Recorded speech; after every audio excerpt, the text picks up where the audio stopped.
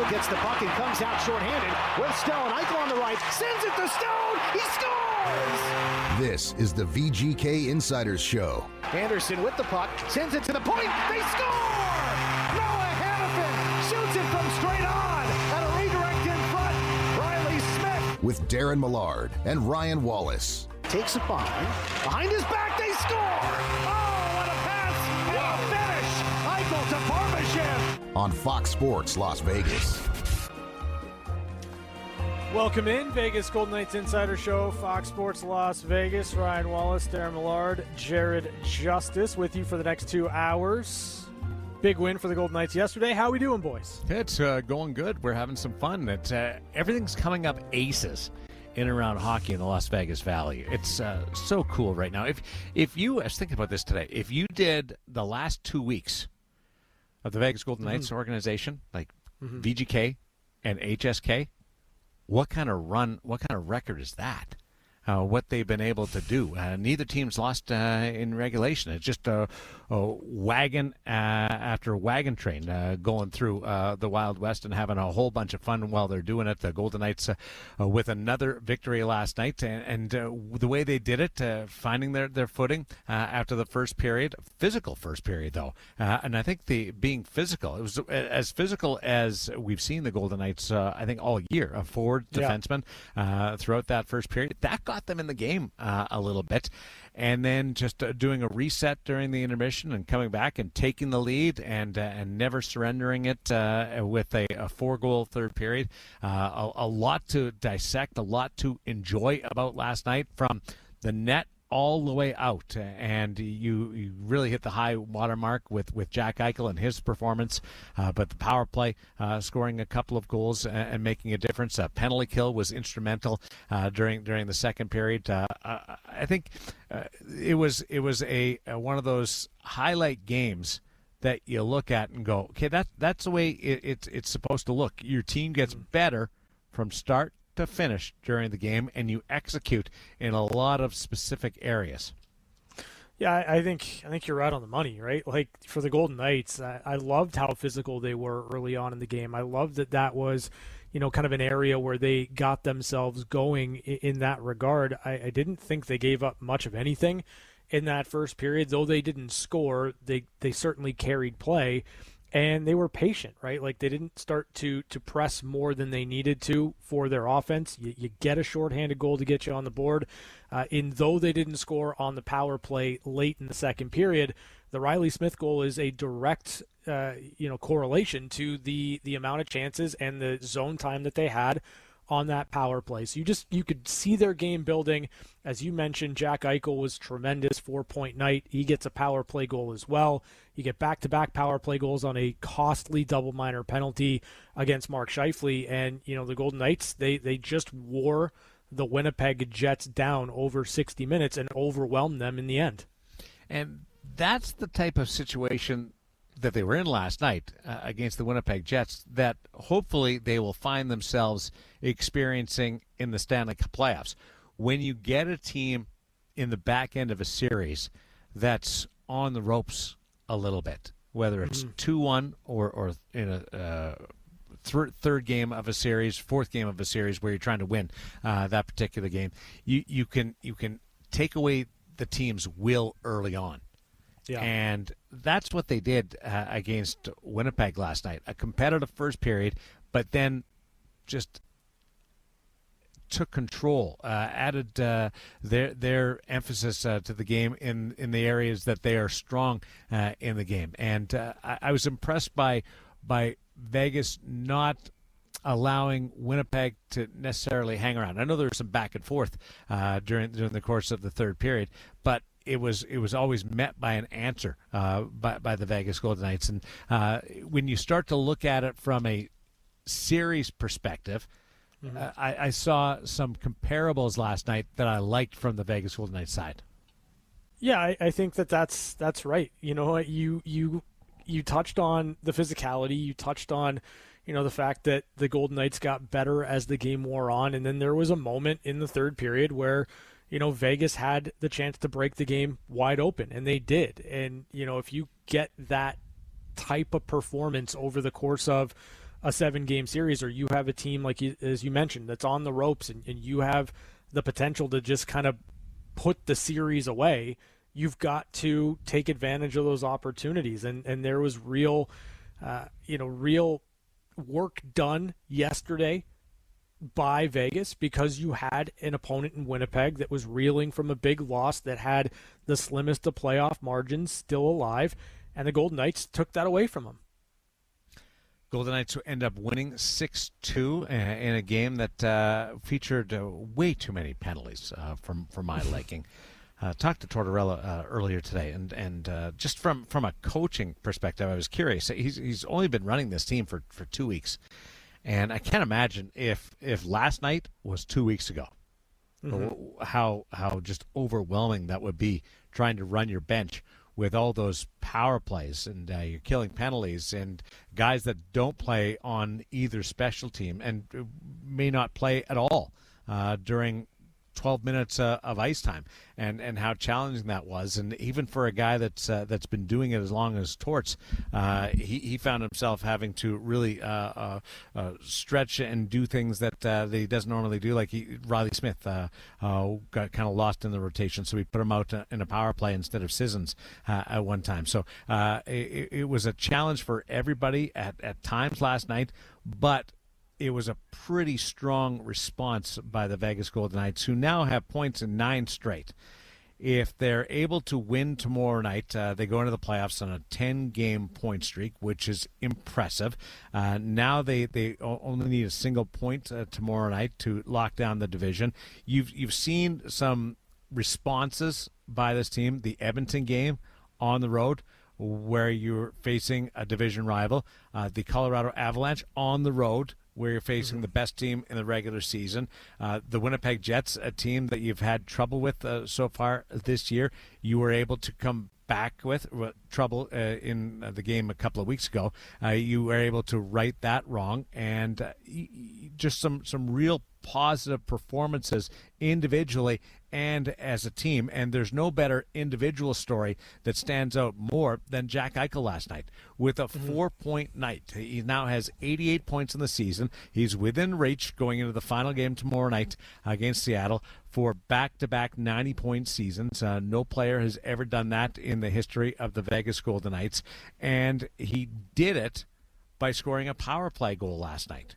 His first power play goal of the year. It's one of the most confounding stats in the National Hockey League this year, that Jack Eichel was pushing a 90-point season and didn't have a single power play goal.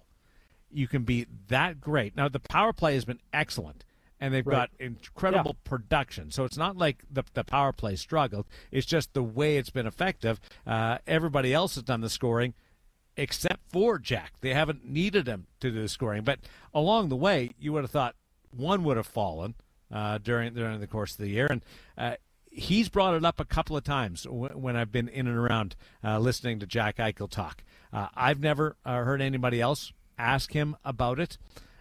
Even off to the side, I've never talked to him about it, but he's raised it on occasion, so he was certainly aware of it, and you saw the smile on his face after it went in, knowing that it was a power play goal. And that's another one of those small, maybe non-impactful building blocks in the grand scheme of it, but individually, that meant a lot to Jack Eichel, along with a 4-point game. Yeah, I mean, listen, the fact of the matter is, you're right. Like, it is confounding that we could get this late into the season, that Jack could have this prolific of an offensive year, and he didn't get his first power play goal on the season until game number 81. But, you know, in a lot of ways, I think that it's important. It's important to cross that off the list. Jack's got a great shot. He has been a tremendous distributor on a power play that has been top 5 to top 10 in the league all season long. That has been where the Golden Knights are. And you don't get there without Jack Eichel and his playmaking ability, but you know, you can add a wrinkle, you can add a layer. I think Jack knows that that's the case if he's able to score and be a threat to score when on the power play. I think he's been unlucky at times. He's certainly been loading up for that shot more in recent memory than he had at the beginning of the year. But if Eichel can start finding the back of the net, just or threatening with more regularity on the power play, I think it makes the Golden Knights even more dangerous, especially going into the playoffs. Yeah, I don't know what the power play attempts or shots would be for Jack, but I felt like early on in the season he was taking those looks. He was taking those shots. They didn't fall, and Pavel Dorofeev did score. Tomas Hertl did score. Mark Stone has been able to score on the power play. It's just one of those fluky, weird years for that when it comes to power play goals scored by Jack Eichel, who is by nature a passer. He's a pass-first guy. He's never going to lead your team in power play goals unless he absolutely has to. Now, the good thing about the Vegas Golden Knights is he doesn't have to, and their power play is top 5, or it's right knocking on the door. I didn't look at the numbers today, but knocking on the door of being a top 5. It's more. It means something to the individual more so than the impact on you need him to score because you need the power play to be successful. You don't need him to score for the power play to be successful, but for him to have some success on the power play, it's going to make you more successful. Yeah, I mean, I do think that you need Jack Eichel to be a threat to score on the power play. And that's not to say that he has to score, but I do think that the threat of a one-timer or the threat of Eichel adding that play to an already dangerous power play can make it more potent than it has been over the last 7 or 8 games. Now, that all being said, I think you get a confidence boost, right? Like, I think that for Jack, it means something. It matters on an individual basis. Totally. For sure. Because you want him as confident as he could possibly be going into the postseason. I would just make the argument that if Jack is feeling it and if Jack is willing to shoot more or just utilize it a little bit more, or he's looking for opportunities to make a play. I don't think he's been himself. shy on that, though. I don't think he's been shy on by shooting on the power play.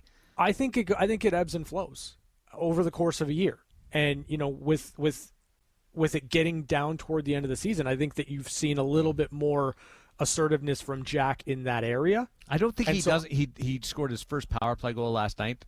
The reason why was because he was deferring all season. I don't think that was the case at all. I think it's just more rub of the green, for lack of a better expression. But it is great. It's great for everybody that he did get one to fall in a random play, a broken play. Tomas Hertl pulling his best Jack Eichel with a behind the back no look pass. It didn't go directly to Jack, but eventually got there. And Jack scores his first power play goal, and it wasn't even his best play of the night. Not even close. No look behind the back pass back of the net to Ivan Barbashev was as sweet of a delivery as you're going to see. We're going to get Alec Martinez, who's going to work with me on the TV side tomorrow night. He does the AM Rewind, breaking down goals every week in the National Hockey League. If you have not subscribed to his YouTube channel, do so, or follow him on X. He's going to break that thing down for me and just let us know how the best goaltender in the Olympics, the MVP of the Olympics, got beat on that play last night in Connor Hellebuyck. And you have some good players on Winnipeg on the ice. They all got beat because Jack Eichel was almost on the other side of the net when he passed that puck behind his back and reversed it over to Ivan Barbashev. Yeah, I mean, it was an unreal play.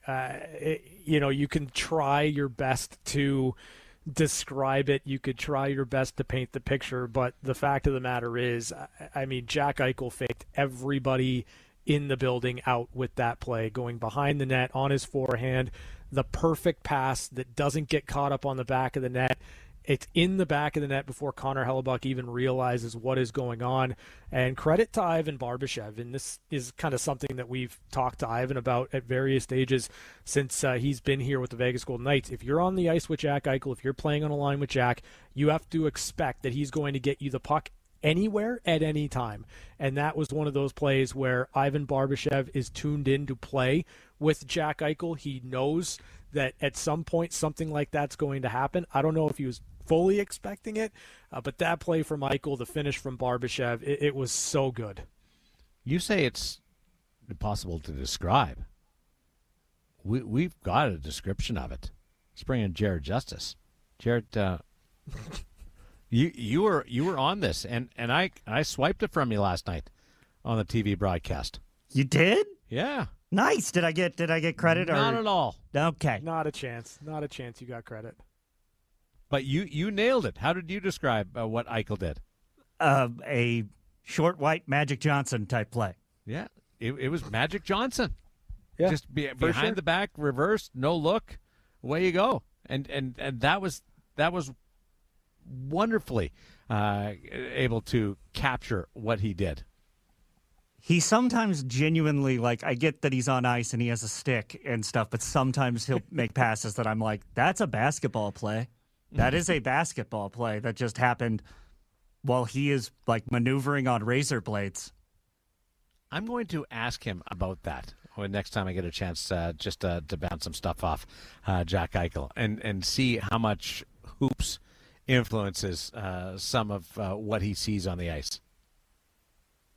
That's interesting because, I mean, the ability to think of the play, the ability to like recognize what is around him, the awareness, all of it's next level from Jack, and that was like to your point earlier, Daren. Like Jack scores a power play goal, he has a 4-point night. The thing I wanted to talk about after the game, the thing anybody wanted to talk about after the game was the pass, the assist, the setup for Ivan Barbashev because it was such a tremendous play.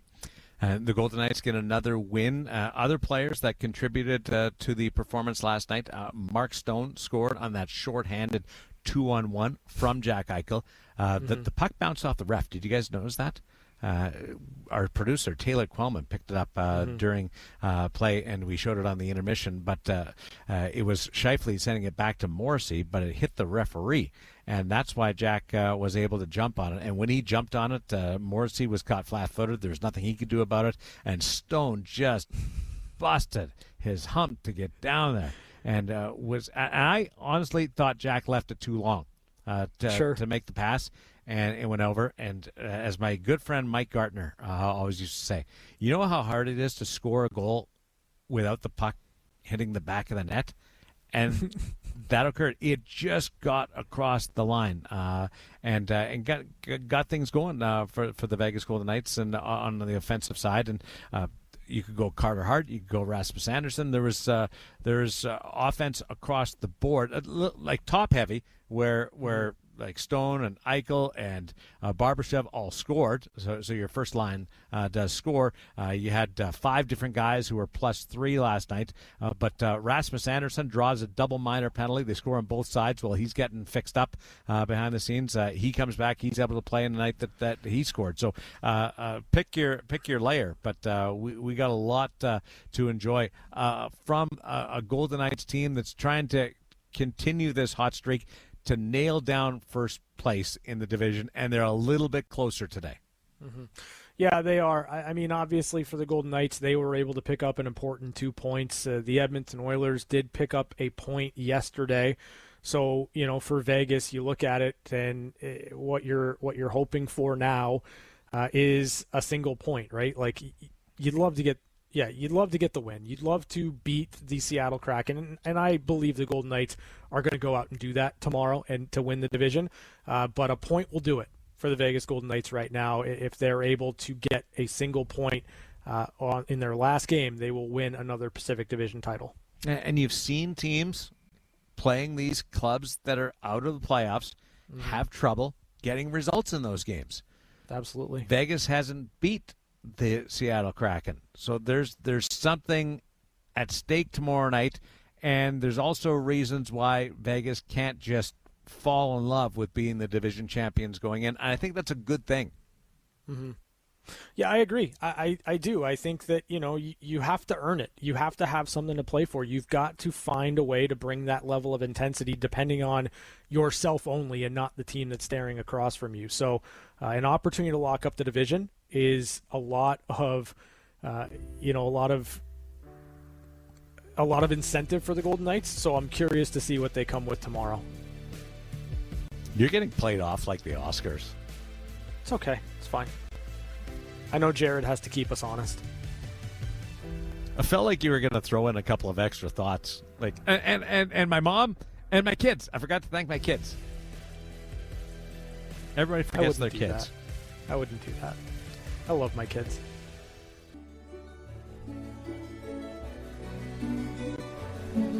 Hockey. Noun. Webster's dictionary defines hockey as a game played on an ice rink by two teams of 6 players on skates, whose object is to drive a puck into the opponent's goal with a hockey stick. It's time to talk to Webster. Danny Webster, that is.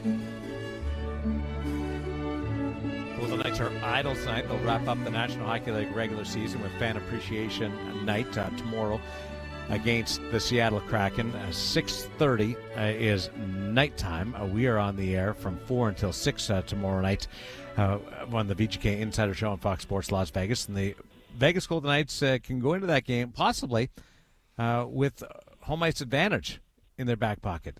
That's if the Anaheim Ducks lose to the Minnesota Wild in any fashion tonight. There is a clinching scenario for the Vegas Golden Knights as we bring in Danny Webster from the Las Vegas Review-Journal. Have you been able to keep up with all the different scenarios involving the Vegas Golden Knights?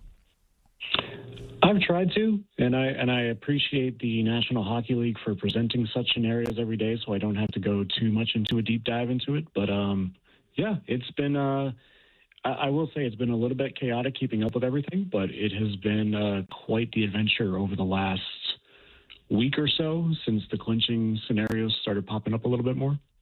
Vegas is guaranteed to be a top 3 spot in the Pacific Division right now. Mm-hmm. They're working on home ice advantage and the division title. What would a division title in 2026 say to you about this Golden Knights team? It would say that I think ultimately it would say that this team is where it's supposed to be. It just took a little bit of a while to get there, and it took a little bit of a roller coaster to get there. I don't think that anyone would be surprised, should be surprised that this team is 1 point away from a division title. I think everybody mostly went into this year thinking that this team was going to compete for that, going to challenge for at least home ice advantage, if not win the division for the second year in a row. And I think that it's par for the course and it's normal. It's just this year has taken quite the interesting turn and quite the interesting ride to get there. But I think ultimately box one checked if they get it done. And I think that's ultimately the way you have to look at it, no matter how they get there. I think it's interesting because, you've had seasons for the Golden Knights where they have been front runners all year long. And that's not exactly different this year. They have spent a lot of time in first place. It got dicey for sure, but it was an up and down season. And I think that there's merit in seeing it through and finding a way in ultimately getting to the goal that you had even through that adversity. Like, where do the Golden Knights kind of pick up that lesson over the course of this season if they are to get the job done, knowing that it wasn't easy, but they still accomplished that goal? Yeah, I think it is a good point to think that if you are rolling with this momentum, can you carry it over to the playoffs? And I think part of that is the way that they're scoring goals right now. You would like to think that it translates. And, talking to some of the guys in the room today, that's kind of the mindset right now. The way that they've been attacking the net, the way that they've been trying to score goals, the way that they've been crashing the net with that mindset of playing north that, Torts has talked ad nauseum about, it can translate. The style of play they feel can translate. And if it does translate, then at least you have a formula that you can go into the playoffs with and say that it worked. So I think there's where that belief comes from, is that they're playing playoff-style hockey right now, and if they are able to continue to play this way, it's going to translate in a tighter checking game. It's going to translate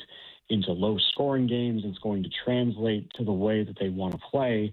And if it does happen that way, then at least they know that that belief can translate into the way that they want to play. So there are definitely positives, however you look at this, that it can translate once they get into the playoffs. Danny Webster's with us, the beat writer for the Las Vegas Review-Journal, joining us every Tuesday on Fox Sports Las Vegas and the VGK Insider Show to talk VGK hockey. I find it interesting, and we've heard it a few times now from John Tortorella. So there's a message here that he's delivering to us, and obviously I think to the players as well, that he's trying to get them to the point to believe how good they are. That's not the same message that you usually get from coaches who are like, hey, you guys got to buckle down. You guys aren't as good as you really think you are. This is the exact opposite from John Tortorella. Yeah, and you look at it as maybe more of a mindset. Like, you look at this roster, you know the talent, you know the big names, and you automatically expect this team to be as good as they are. And I think part of that is John Tortorella leaning into, hey, you guys have won before. A majority of you have won before. You know what it takes to get there. You don't need me to come in and, go X, Y, and Z, what you need to do here, what you need to do here. I'm pretty much basically here to try and lead you in the right direction. And at that point, while that's good, that means there's maybe more of an onus on the players, maybe a little bit more pressure to say, okay, coach trusts us. We now have to go out and deliver. And, that can work. It can sometimes work in a good way. It can sometimes work in a bad way, especially if things aren't going right. Well, the good thing is for the Golden Knights, 6-0-1 under Torts. So you got to think that something is going right in that aspect. But I do think that there is something to be said about when you are a veteran group that has been tested, that has been battle tested. And I think in that same sense too, Daren, is that this is a different mindset for Tortorella as well, because we've talked about it before. The last couple of instances that he's been a coach, he's had to kind of be that teacher. He's had to be the one to come in, put his stamp on things and say, okay, this is the way we're going to play. This is how we're going to play. And to the extent of what he's done in Vegas, that's exactly it. But he's coming in still as the one that is trying to kind of not fully repair the car, but, maybe replace the battery, if that makes sense. Like, he's not trying to do everything that, a coach would come in with a new team and say, okay, this is how we're going to do things. It's more so, I trust you to get the job done. You guys have known how to get it done. Now it's a matter of actually going out and doing it. And again, it can be a good thing. It can be a bad thing. But they're 6-0-1 so far, and they're about to play a playoff game in a couple of days. So far right now, that part is leaning toward the good side. I like that analogy. I just topped up my power steering fluid, and my truck's running like a dream right now. So I was going to go with that because it was a little eye-catching as people looked over and like, what's that big sound going on there? But the battery's way better, Danny. Good job. Hey, I appreciate it. They don't call me the dictionary for nothing, I guess. Jeez. Oh, boy.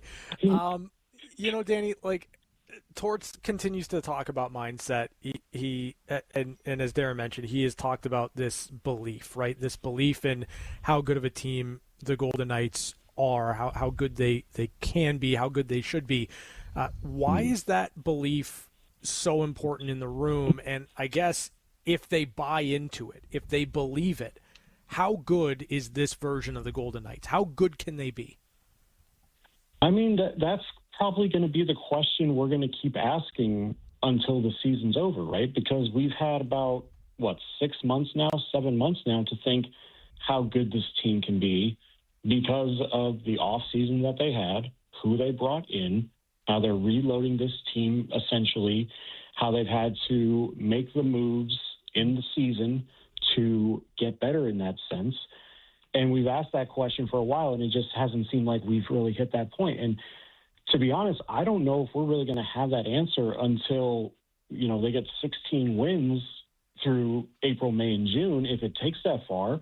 And then we can say, yeah, this team was as good as they were expected to be all season, and now they are there. I honestly don't know. I think if you have that belief that you are good, you have the hardware to prove it from a few years ago from the guys that are still on the team. Like there is that belief that you can get it done. You have gone through the last 2 years of painful eliminations. So you'd like to think that they've been battle tested enough to where they can go into the playoffs with the way that they have been playing and establish themselves in a good, positive way. The other thing that and this is part of it, I kind of asked towards this morning, is it's good that they've been able to win games. It's been good that they've been able to rack up points, but is he kind of looking at how this team handles adversity? And I guess to that point, he's talked about how the veteran group they can rely on in situations like that. They've gone through adversity before, and not to say that they would fold under the pressure, but it's kind of a two-way street. How does the team perform under adversity? How does Tortorella coach under adversity? And I think that there are definitely differing layers on how you approach that. And we're going to see in the next couple of weeks when that is being able to be answered a little bit more.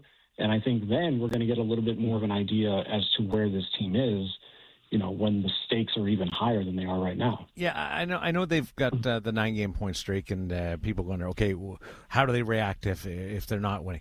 They dealt with so much of it and struggling to get traction that adversity is the last thing that this team needs to experience right now, because they've gone through all that muck and quicksand over the last 6 weeks before the Olympic break, and then coming out of it right after. But at the start of the year, I thought this team was a Stanley Cup contender, and that was a question mark about, okay, where would Mitch Marner fit in? Well, he's fit in, and he has now solidified that second line. He's changed positions, and there's no question about Mitch Marner's importance and value and how much he can contribute and function within this group. The defense, moving off a couple of players. Rasmus Andersson has been added to this team. Jeremy Lauzon provides a physical presence. We've got McNabb and Theodore playing at the top, and Caden Korzak and Ben Hutton are 6 or 7. They'd love for Caden Korzak to be able to play, and I think he will start at the Stanley Cup playoffs. And then in goal, the goaltending is as good now as it's been all year. So I think if you're wondering where this team is at going in the Stanley Cup playoffs, I like them at the start of the year. I like them even more right now, knowing special teams and attitude of this team have complemented everything that I just talked about. Oh, yeah. I mean, if you look at the start of the year, like you kind of go about it before Mark Stone got hurt earlier in the year, like this team was essentially a wagon, and they were doing it while Mitch Marner was getting acclimated into a new system, a new team, a new city, all of that.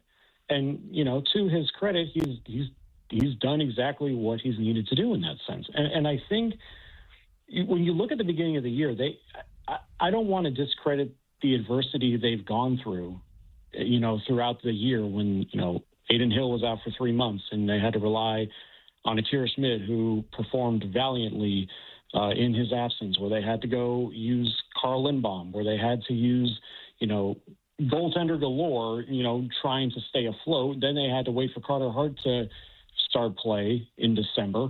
He then gets hurt a month into his run, and then suddenly you're back to square one. Like, on the ice, the adversity, I think, has definitely been there, and they have obviously now a point away from a division title. They have absolutely handled that well, even in the midst of a coaching change.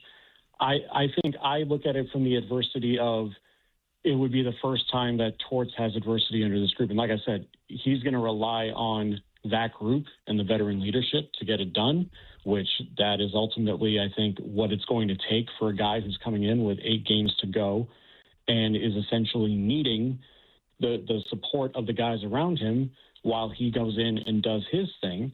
But it is going to be interesting to see how they kind of feed off of each other going into the playoffs. I have no doubt that if they keep playing this way, there's no question in my mind that it's going to benefit them very well in what could be a lengthy playoff run. But it is going to be interesting to see as we get into the playoffs, now that, like you said, the goaltending is as good as it's ever been. And we've talked about it the last couple of weeks on the show. It looks like now the question of, open competition seems to be shut in goal. So that part at least you have. The defensemen are playing well, especially offensively. They are contributing more right now in this stretch than they have all season. And you have the top guys that are playing well. You have Stone, who's got 4 goals in 3 games. You have Jack Eichel, who's continued to get better. And you have Mitch Marner, who's continued to really show solid signs as a center. So everything is there for them to at least establish a good start to the playoffs and seeing if you can build on it. It's going to be interesting to see how it continues to develop as we get deeper into the postseason. Danny, you mentioned the blue line and what they've been able to do offensively, and Rasmus Andersson has been kind of at the forefront of that for the Golden Knights. Last night, John Tortorella, he compared Rasmus Andersson to a guy that he had in Tampa in Dan Boyle, who was an absolute gamer, offensively so gifted. What does it mean that Rasmus Andersson is going the way that he is right now? Because every time he's on the ice activating in the offensive zone, he is a threat to make a play or score a goal. I mean, it's huge twofold. One, he's been playing a lot more minutes as of late. It seems like he's leading the team in ice time over the last little bit. And I think what that does is it balances out the ice time for the other defensemen. So him and Noah Hannafin are kind of taking the lion's share of the minutes right now. It's allowing Shea Theodore to get some rest. It's allowing Brady McNabb to kind of take a couple shifts off. And maybe you look at last night especially, and you see it's probably a little bit skewed because of the penalties and everything that you had going into that. So maybe it's a little bit lopsided. But, there is no doubt that this is the guy that the Golden Knights traded for. What you've seen since coming back from the Olympic break has been what the Golden Knights envisioned. And, I talked about it before I wrote about it, coming out of the Olympic break.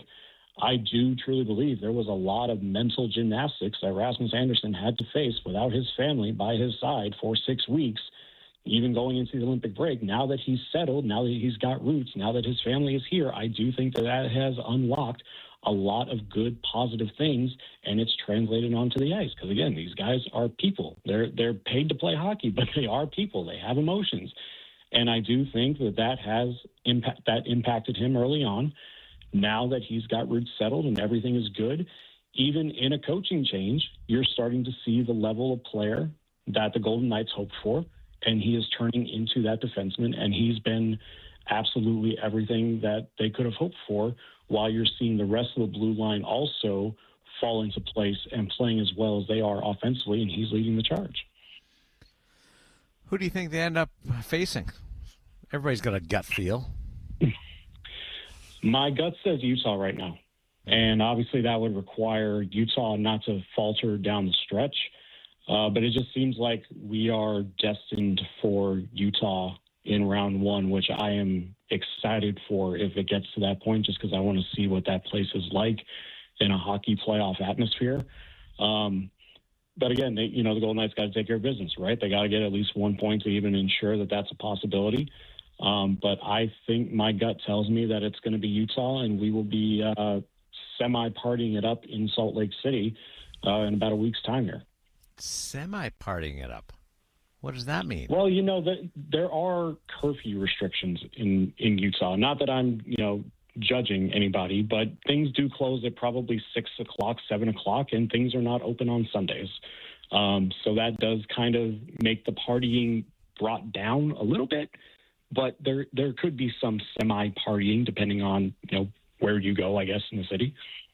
I had a great party there in 2002. Make an exception. Canada. They made an exception for it. Yeah, because of the Olympic Games, that's why. Danny, great job as always. I can't wait to follow along the Stanley Cup playoffs in the RJ with your reporting. Enjoy the final week and jump in with both feet. Sounds good. I'll see you guys tomorrow. You bet. There's Danny Webster, who covers the Las Vegas Review Journal, works the beat for the Vegas Golden Knights. We're back with more on Fox Sports Las Vegas. It's just a lot of excitement going into the postseason. It's what you play for, and you want to win the last game of the year. That's for sure. You're listening to the VGK Insider Show.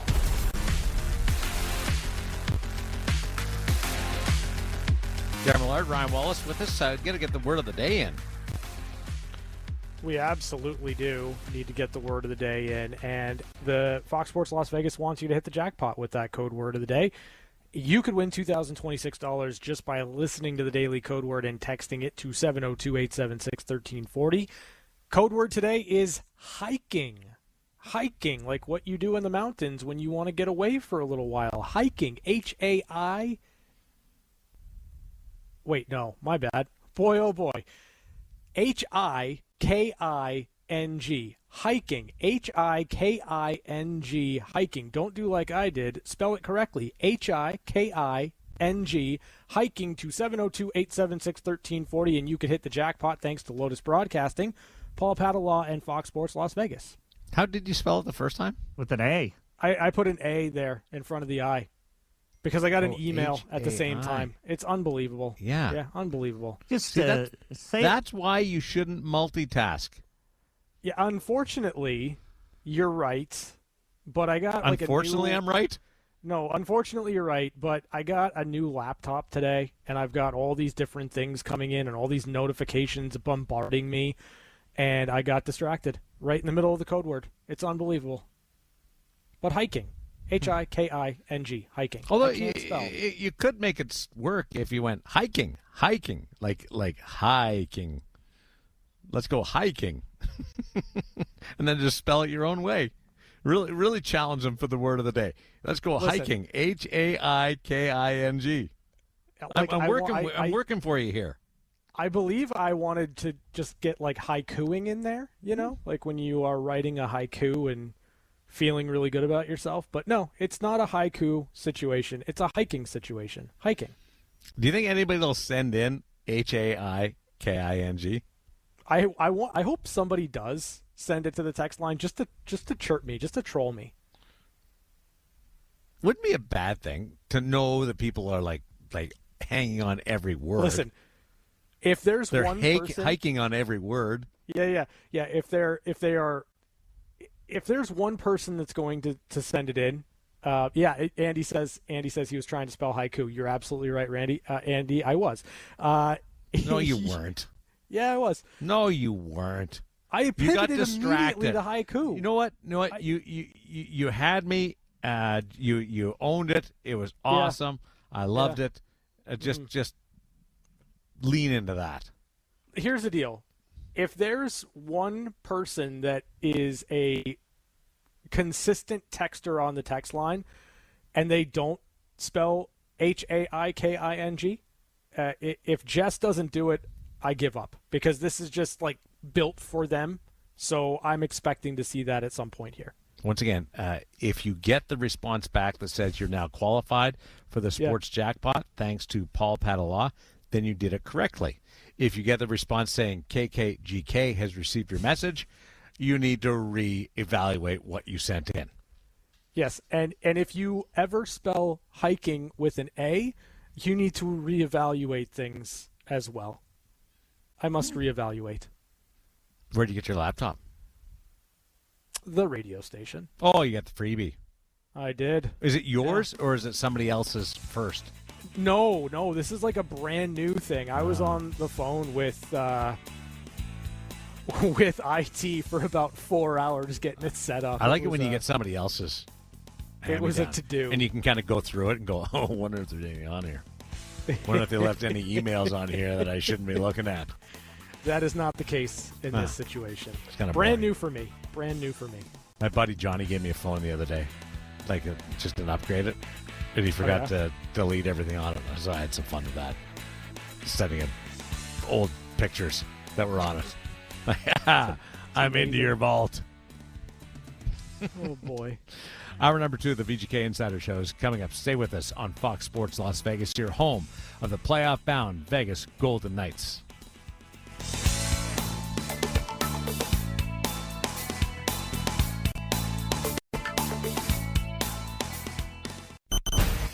Live from the Wallace Family Homestead and City National Arena. McNabb sends it forward. Barbashev for Stone. To the fourth man, Anderson. He shoots. He scores!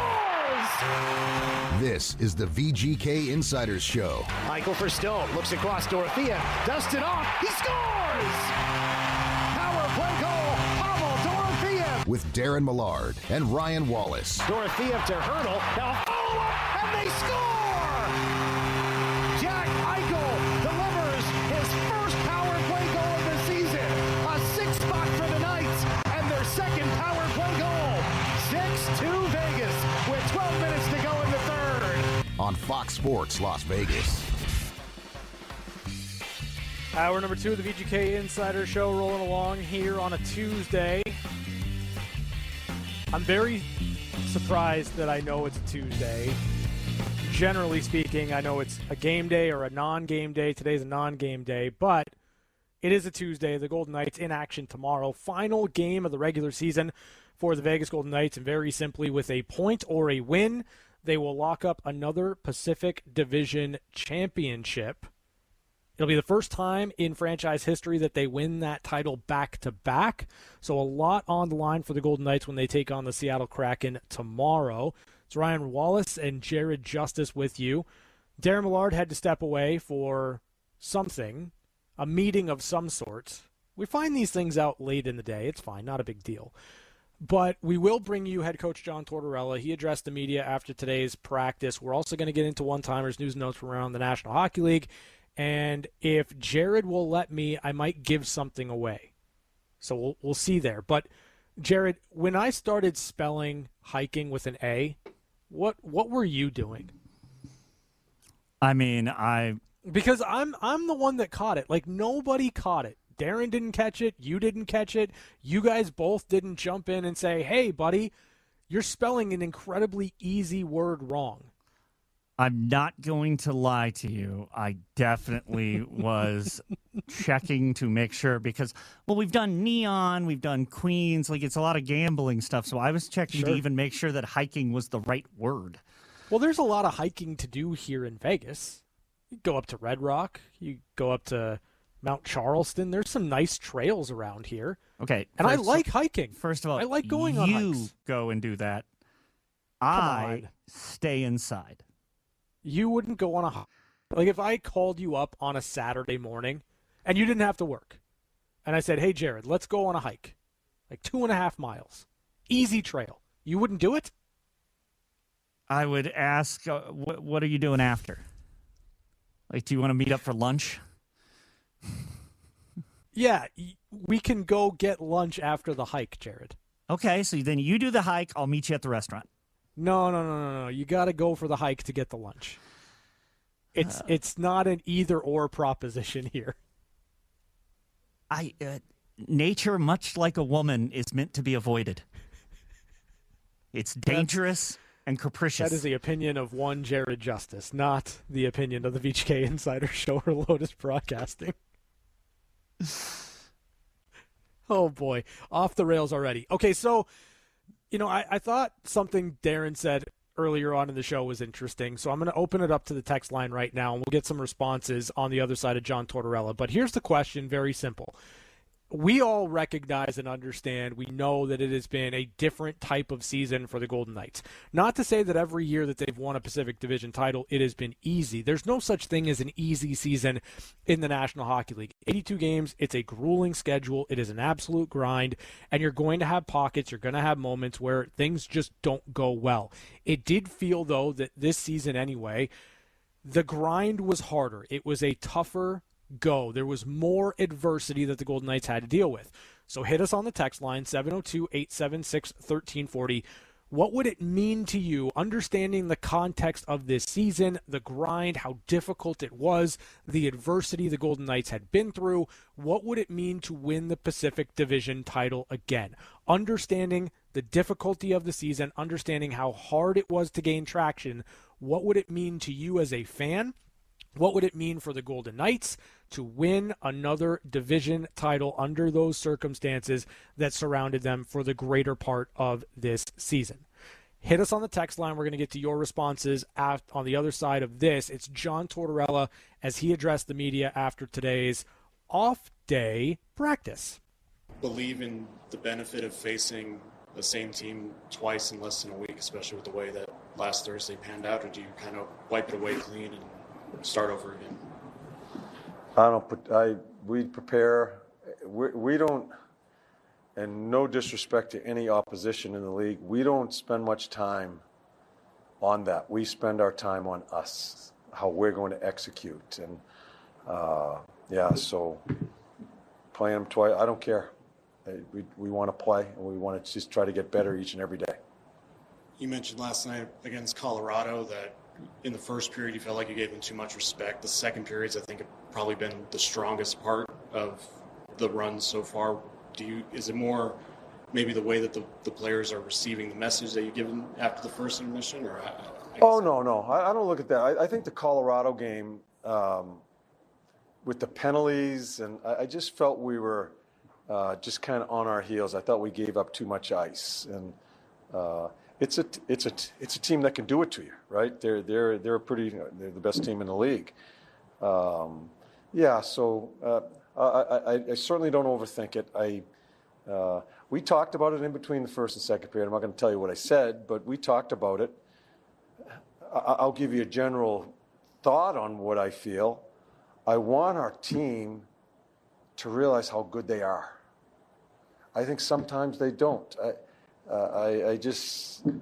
They need to know how good a team they are. And that belief carries you through a lot of different things. I haven't been here all year long, so I haven't really, I know it's been up and down. I just want them to know that they need to believe it. Not me, not Kelly or George or whatever. It's important when that room is by themselves and there's no coaches in there, they know that they are good. And that's very important, especially this time of year. From a pure coaching perspective, how chaotic was the second period last night, running the bench with all the penalties and trying to not lose guys? Yeah. And I have Riley Smith in, right? I'm thinking about him. I'm not using killing penalties. He's not on a power play. All that's going back and forth. I see him stuck down the end of the bench, and we get a power play, and I tell Sis, who's on one of them, I said, Sis, I'm going to give Riley some time there. I got to get him on the ice. I spent my time trying to get people on the ice. When we were killing a lot of penalties, Dory doesn't kill. Barbs doesn't kill. I'm worried about the rest of the game so they can get into some sort of flow so they can play the rest of the game. So,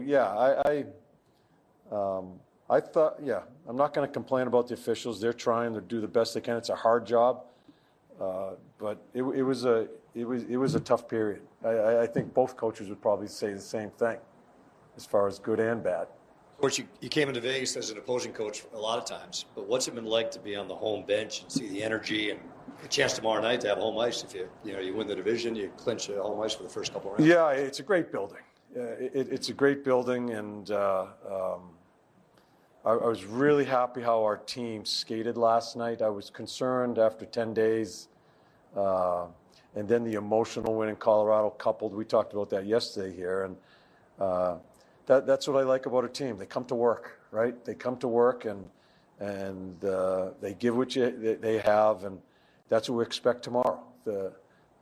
We don't have to remind them what's at stake and how you come to work each and every day, no matter what's going on. The room has a veteran leadership that takes care of that. So really happy with how they played last night. Had a good quick skate today. We go right back at it tomorrow, and I expect the same from them. You talked about how good of a team this is. I'm guessing that when you even looked at this roster before the season started, when you were doing work with ESPN, whatever it might have been, that you looked at this roster and said it's a pretty good roster. Has anything surprised you or impressed you even more than you thought? Well, I think when you see some of the nuances of players every day versus a visiting coach looking at a lineup, like I'll come in here with Philly and I say, okay, this Stone, Marner, you just go through it, and you know there's a lot of good players filtered through the whole roster. The fun part for me is just looking at some of the small things they do when you're with them every day, and that's when you have a whole different type of appreciation. And again, I know it's been a very inconsistent year. Give them credit; they've stuck with it here, and now they're finding a way. If we win tomorrow, we win our division. We have home ice, so I think they deserve a lot of credit and just staying with it. I've said it since I've talked to you guys. This league, the National Hockey League, has great athletes. They have great people in it. We get a bunch of them in our room. Jack's pushing 90 points, and that was his first power play goal last night. It's sick. Did you know that? And what was your reaction? I was told last night again, but I was told when I first got here that he hasn't had a power play goal. And we all know what Jack is. He's always looking to make a play, right? And I like that about him. He's got such a dangerous shot, and his legs coming off of that wall is such a dangerous play. I'd like to see him do it a little bit more. And he's going to have an opportunity as we play our last regular season game, and then we start getting the playoffs. That's one thing with that unit. With all the skill and 5 forwards, there's a lot of passing going on. And sometimes they keep deferring to one another. That's something we're going to have to coach a little bit, and because there's some dangerous people that can shoot a puck, Jack being one of them. Ashley mentioned your time at ESPN, I guess a two-parter if I could. A, did you enjoy that experience? And B, did it help you kind of stay, not that you wouldn't be current, but now you're working, watching games, yeah. Did that help you to stay in the league? First of all, that organization, ESPN, has treated me so well. I've bounced in and out of there in between jobs and gotten to know the people there. From Steve Levy, Johnny Butchergrass, right on through, all through the producers, and that organization has treated me so well. I love doing it. I do. The preparation and just talking hockey with them, and then watching the games and listen to other coaches after games, or watching this team play a different style, or this team playing. The game is ever changing. It's certainly kept me updated as far as what's going on in the league, because we watch a lot of hockey there. It's a ton of hockey, more than I watch here, as far as the tape work I'm doing here.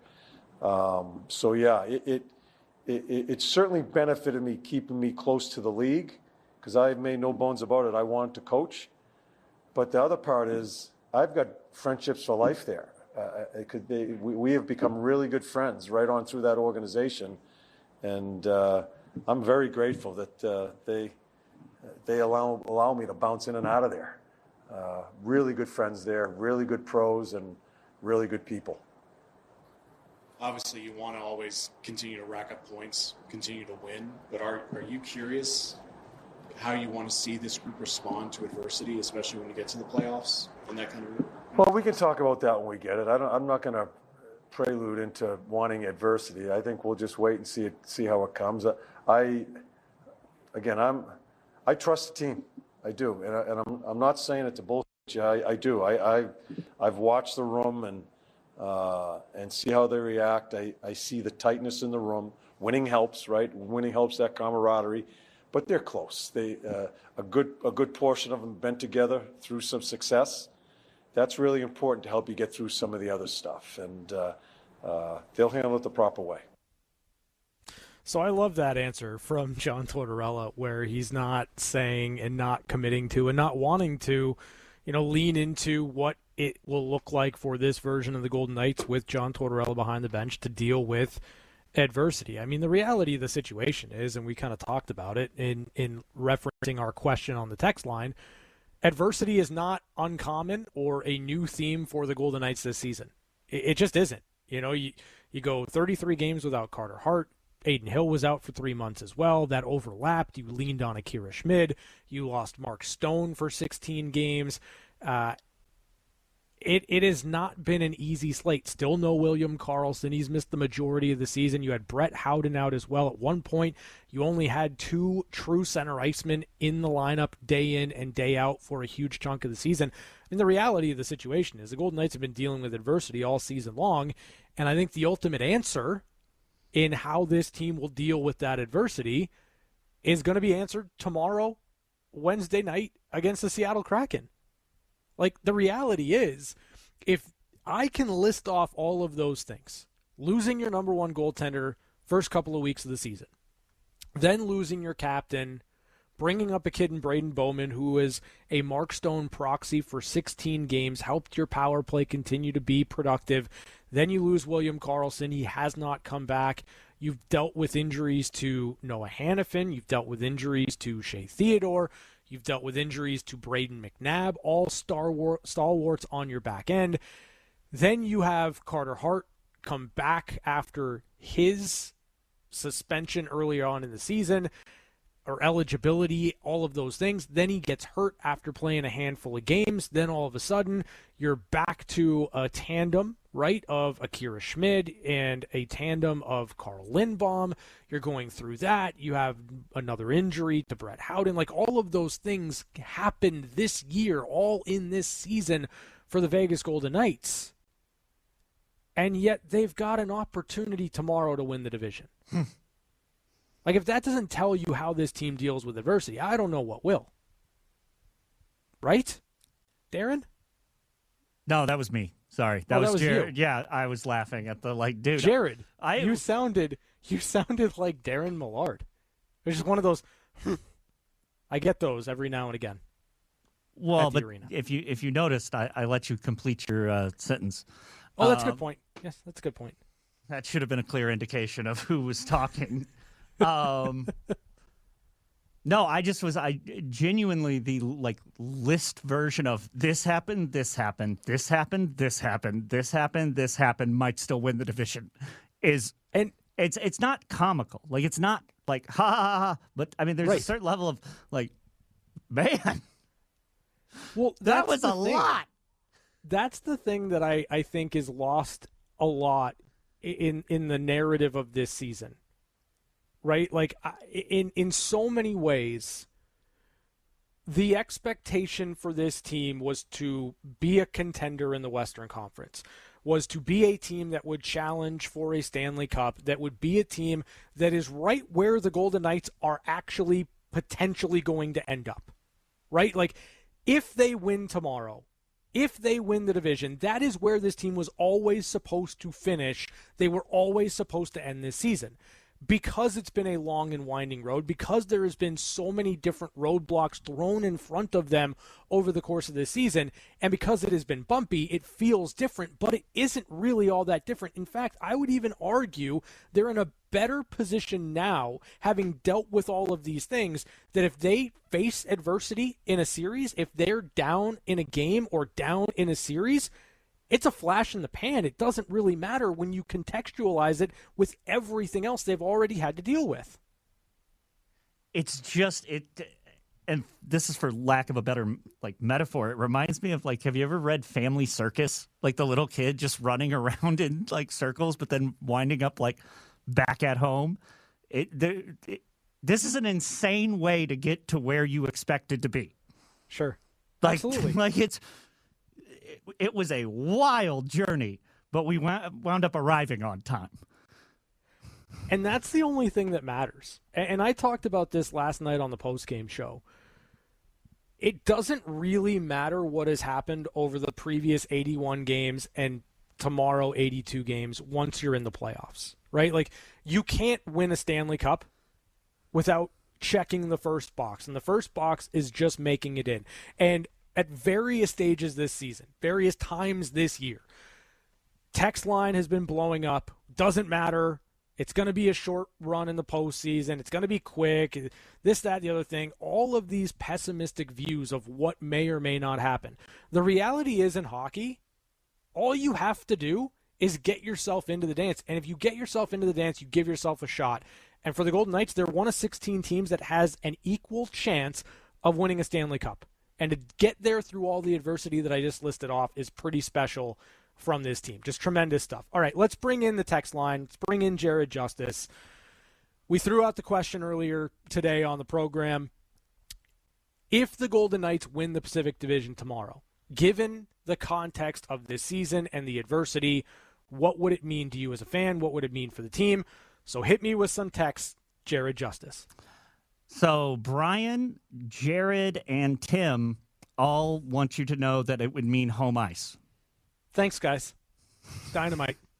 Dynamite drop in there.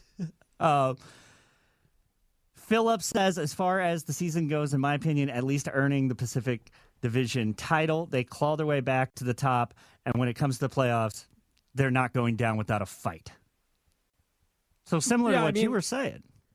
That's the reality of it. Like, again, I'm going to go out here, and this might be a hot take. And I don't know if it's that hot of a take when you factor in that, the last time a President's Trophy winner won a Stanley Cup was Chicago, and that was middle of 2013, I believe, was the President's Trophy winning Stanley Cup champion, Chicago Blackhawks. Here's the deal. I know a lot of people, when the brackets come out, you could do your bracket challenge because that's what the NHL zeroes in on here for the postseason. I know a lot of people are going to have the Colorado Avalanche winning the Stanley Cup. I will not be one of them. I will not be one of them.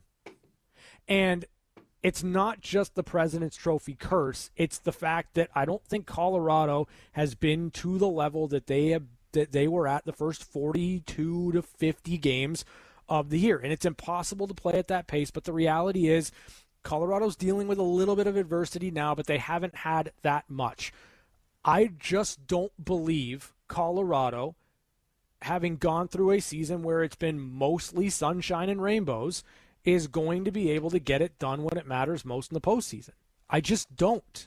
I don't see that happening. I am more inclined to have Dallas or Minnesota coming out of the Central in the Western Conference Final than I am the Colorado Avalanche. That's just the reality of the situation.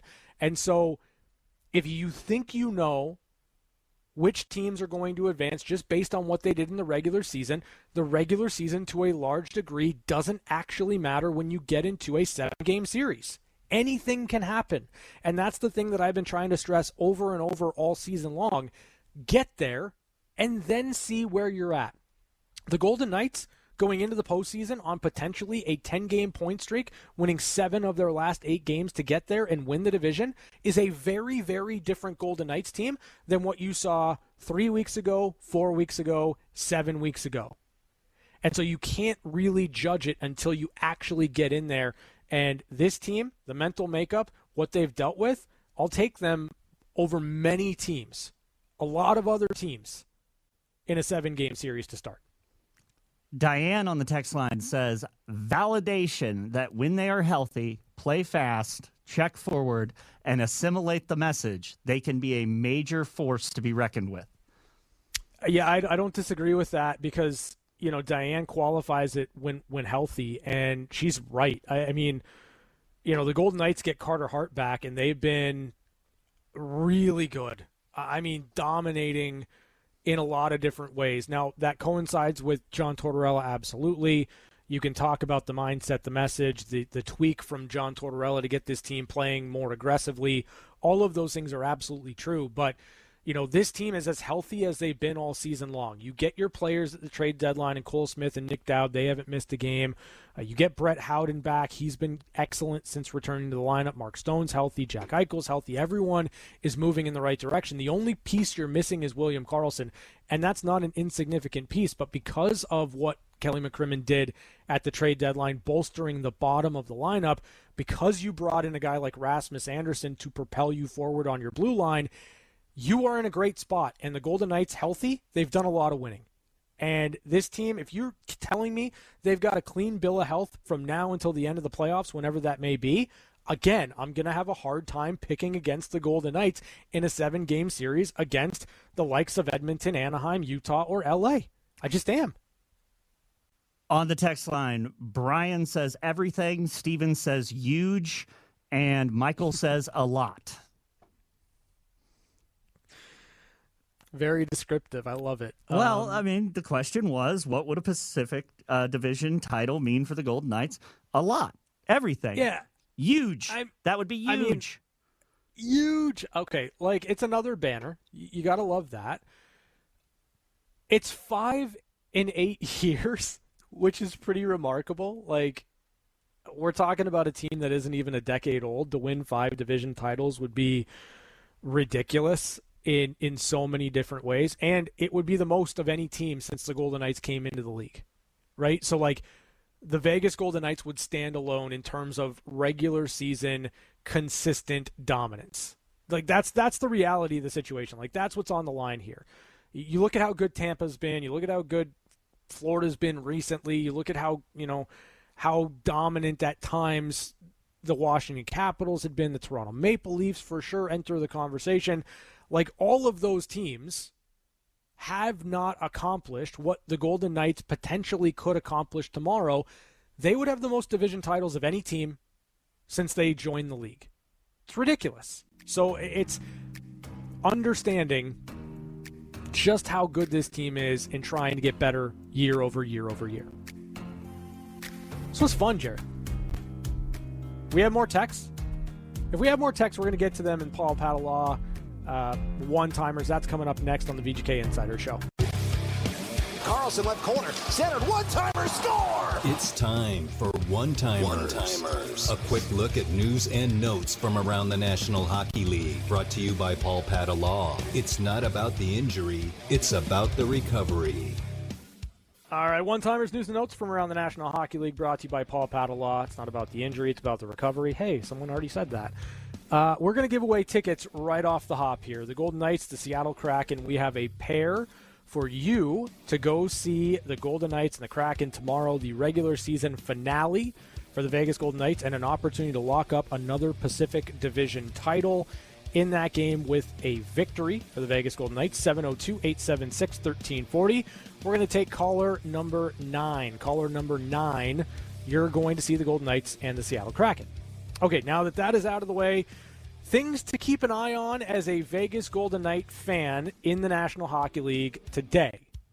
If the Anaheim Ducks are to lose in any fashion to the Minnesota Wild, that would lock up at worst a top 2 spot for the Vegas Golden Knights in the Pacific Division. Anaheim currently sits at 90 points, meaning they could top out at 94 points if they win out their final 2 games of the regular season. If they were to do that, 94 is more than 93 that the Golden Knights currently have. However, if the Anaheim Ducks drop a point or 2 in this game, that would give the Golden Knights home ice advantage at least in the first round before they even take the ice tomorrow against the Seattle Kraken. Taking a look at that Anaheim Ducks game, they are in Minnesota taking on the Wild. It is currently 1-0 Anaheim with 8 minutes 47 seconds left in the first period. So a game to keep an eye on as well. Another potential opponent for the Vegas Golden Knights in that first round would be the Utah Mammoth. They are at home taking on the Winnipeg Jets. That puck drop a little after 6 p.m., so something to keep an eye on if you're a Golden Knights fan. And then the late game in the National Hockey League today, 7 p.m. puck drop, LA takes on Vancouver. The Kings, if they win out, again, could top out at 93 points. They do not have the tiebreaker over the Vegas Golden Knights, which is why the Golden Knights are guaranteed at worst a top 3 finish right now in the Pacific Division. But again, with a Anaheim loss in any fashion, overtime, shootout, regulation, that would lock up home ice advantage and at least a top 2 finish for the Vegas Golden Knights in the Pacific Division. There's a Chris Pronger story that we're going to get to in a little bit as well. That's a Jered Justice. I'm so excited. Original. You're stoked about it. I get it. I understand. I do. But we open up the text line, and I hate that we do this because we open up the text line, we get tremendous response, and then we don't get to half the text. So, Jered, you told me that there's a lot of gold there in the text line, so hit me with more text, please. Chris says, I would love to say that it would be huge, but we don't hang banners for prevailing in proverbial pillow fights. Put the pieces together and make the run to the Western Conference Finals. I enjoyed proverbial pillow fights. Put the pieces together. There was lots of It's a lot of peas. It's a lot of alliteration. Yeah, I loved it. Jeez. And that's from Chris on the text line. Joey. Oh, go ahead. I applaud the alliteration and leaning into the Connor McDavid pillow fight comment. That's always funny to a certain degree. But you should hang a banner for an accomplishment. Like I don't know any other way to say it. Like I think that's something that baseball gets right. Right? Like anything you win in baseball, doesn't matter what it is, you celebrate it like it is the greatest thing ever. And I wish hockey did that a little bit more. Like I wish that, division titles were celebrated a bit more. You do hang banners. You want to know how I know that? Because in the arena there are 4 division title banners hung for the Vegas Golden Knights. You don't make a big pomp and circumstance about it the way that you do a Stanley Cup championship, but you put the banner up. It's an accomplishment. Lean into it. Feel pride in that. Come on. Susan says, I believe this year would mean more to the team and the fans for that exact reason. Our fans are spoiled and used to our Knights winning on the regular.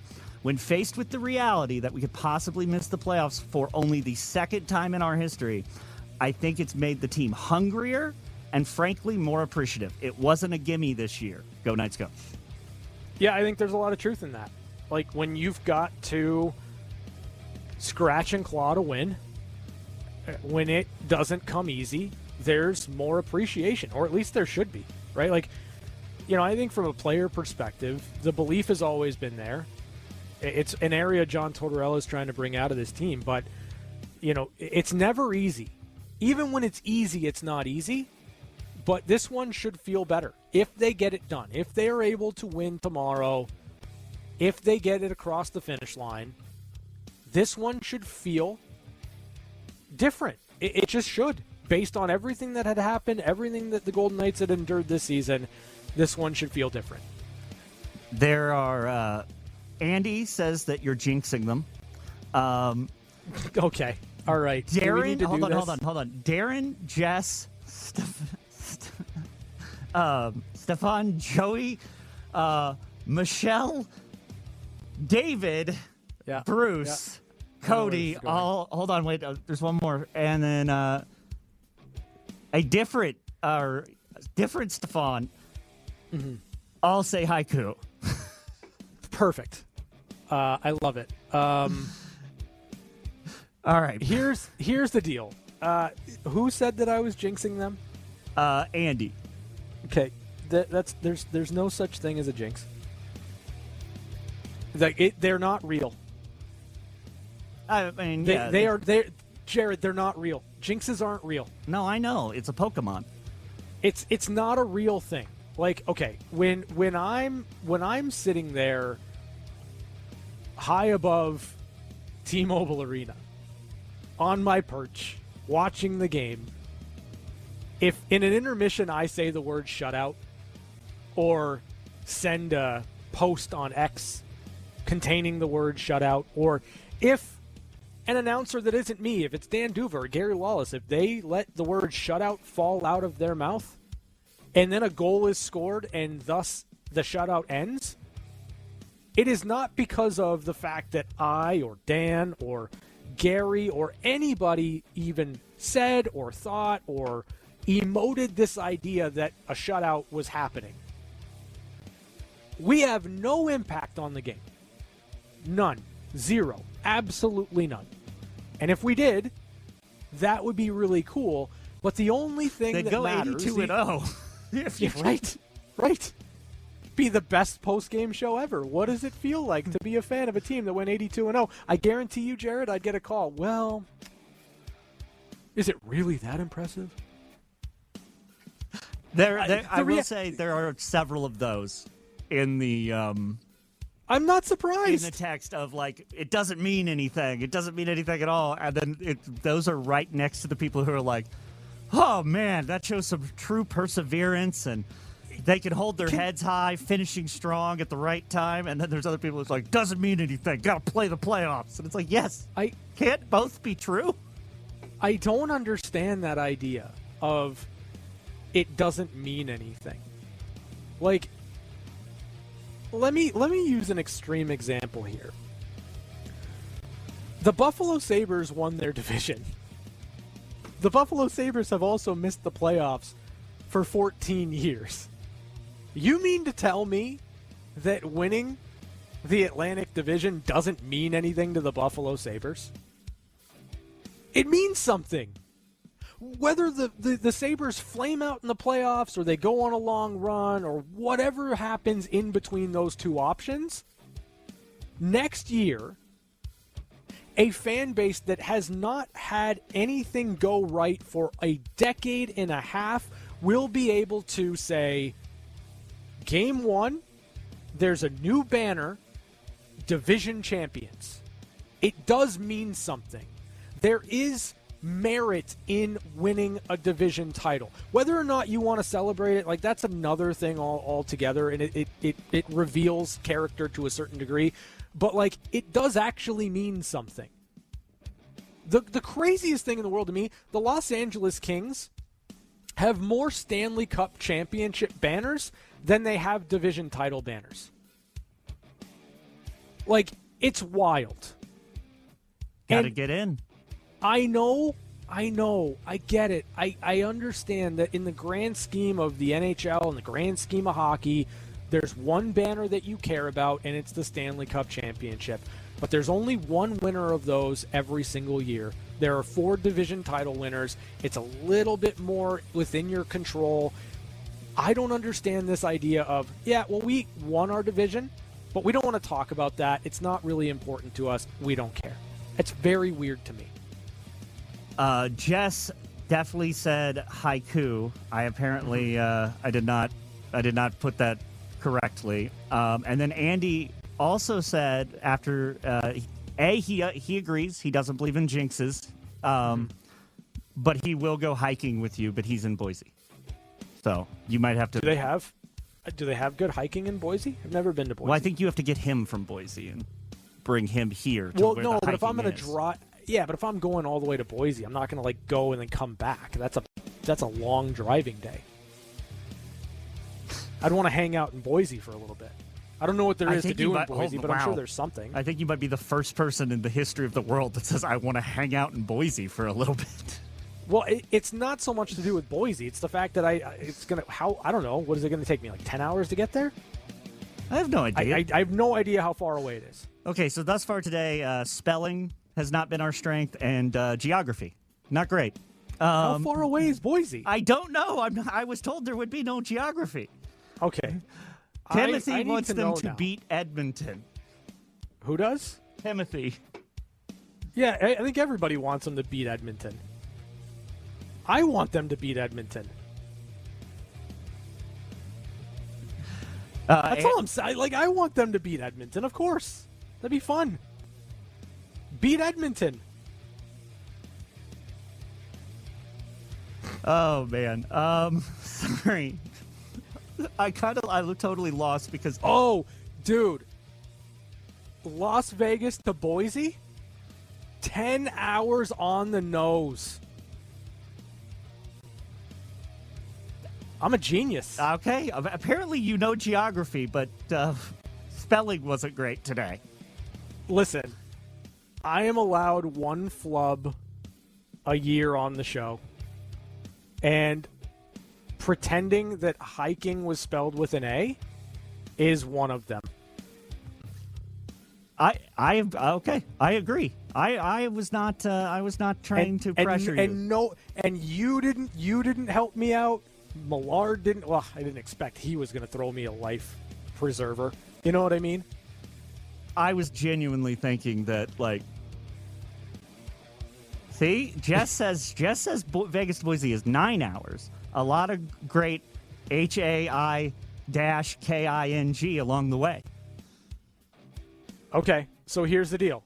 I'm going to take the win at 10 hours because there will be stops. I have children. So I'm going to go ahead and say that I win. 10 hours it is.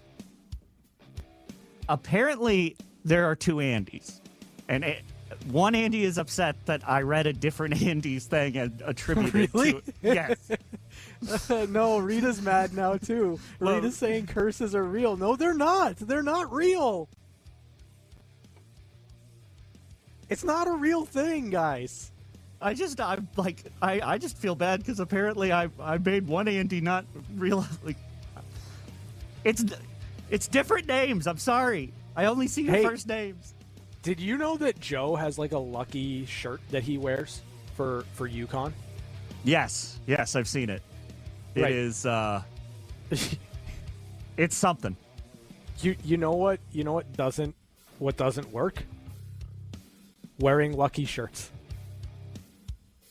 I can 100% confirm wearing a lucky shirt never once got me lucky. You know what else? You know what else is like crazy to me in the National Hockey League? When you win the conference title and you don't touch the trophy. Just touch the trophy. It's not going to jinx you for the Stanley Cup final. It just isn't.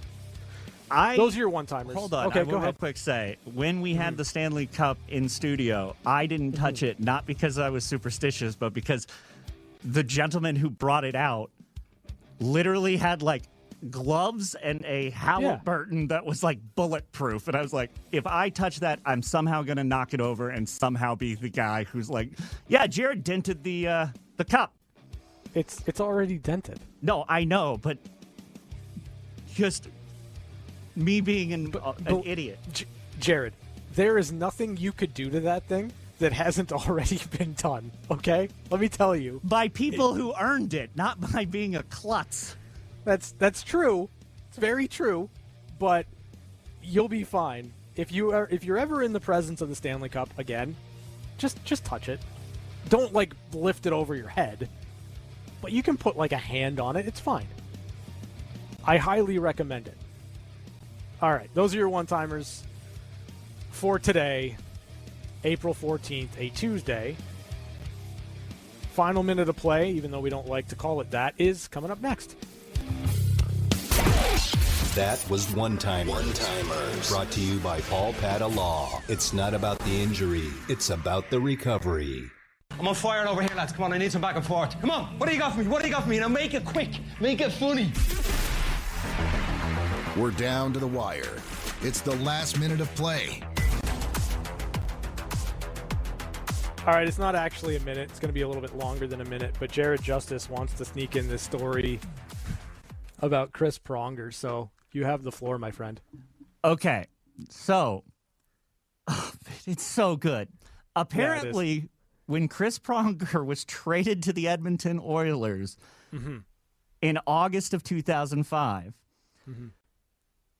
and then signed an extension, he was drunk, didn't consult with his wife, and the expectation was he was going to sign a 1-year deal with Edmonton, but he went and hung out with a friend who it was like his birthday, and apparently was so drunk that he signed a 5-year contract with Edmonton.